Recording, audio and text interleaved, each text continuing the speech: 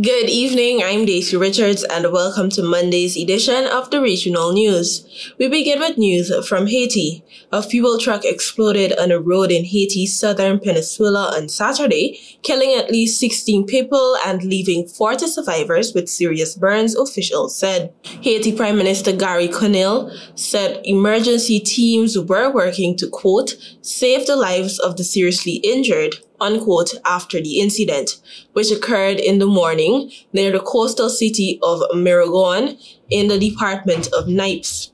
Authorities in Nipes said 16 bodies were completely charred and unrecognizable. A witness to the incident said the truck's gas tank had been punctured by another vehicle and people rushed to the site to collect fuel. Fuel deliveries to the Miragon area have slowed in recent weeks as trucks were transported via ferry to avoid gang-controlled highways surrounding the capital of Port-au-Prince. The spread of gangs in the capital and surrounding areas has fueled a humanitarian crisis with mass displacement, sexual violence, child recruitment, and widespread hunger. A state of emergency is now in place nationwide. Haiti's Civil Protection Agency reported the identities of a 31-year-old man and two 23-year-old men who suffered burns over 89% of their bodies and were being treated in a hospital in Les Cayes in southern Haiti. Two of them sustained second-degree burns, the agency said. A similar incident in 2021 in the city of Cap-Haïtien killed at least 60 people after people were also thought to have been attempting to take fuel from a tanker truck.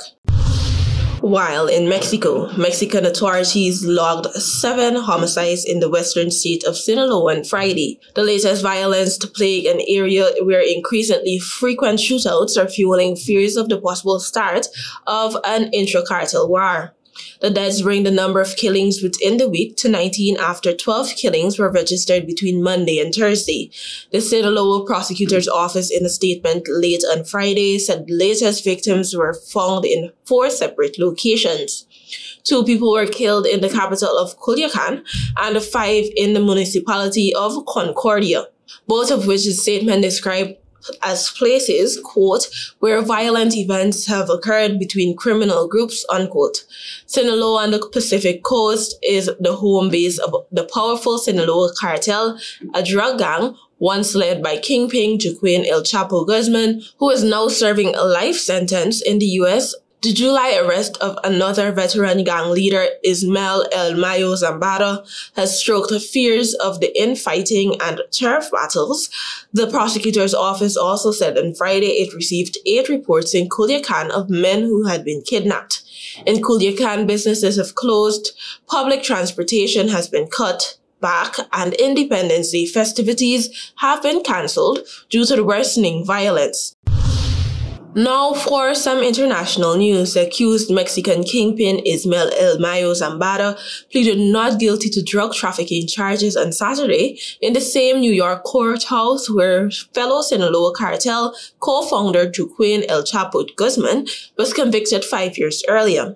Zambada entered the plea to the 17 felony counts he faces, which also include money laundering and weapons charges at a hearing before U.S. Magistrate Judge James Cho in Brooklyn.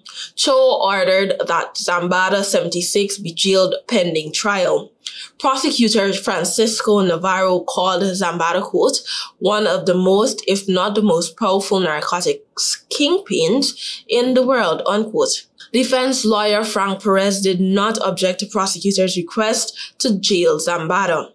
Wearing a gray short-sleeved shirt, Zambada did not speak other than to answer yes or no to the judge's questions through an interpreter. Zambada was taken into custody on July 25 at a New Mexico airfield, along with one of Guzman's sons, Joaquin Guzman Lopez, in a major coup for U.S. law enforcement. He was then taken to El Paso, Texas, where he pleaded not guilty in federal court to separate drug trafficking charges. U.S. District Judge Kathleen Cardone last week had him transferred to Brooklyn after the U.S. Department of Justice asked that he face trial there first. Zambada was wheelchair-bound for his first court appearance in El Paso, but walked on his own Friday. The Brooklyn case began in 2009 and includes allegations related to the trafficking of fentanyl, a synthetic opioid, fueling an epidemic in the United States. Zambada is next due in court on October 31. El Chapo Guzman is serving a life sentence at a maximum security prison in Colorado. His son has pleaded not guilty to drug trafficking charges in Chicago. Shootouts this week in the western Mexican state of Sinaloa kindled fears that an intra-cartel war is about to break out following Zambada's arrest. Fighting has killed 12 people since Monday, and on Thursday, state authorities cancelled National Day celebrations and shut schools in response to the escalating violence. Thank you for watching. Do have a productive week. Until next time.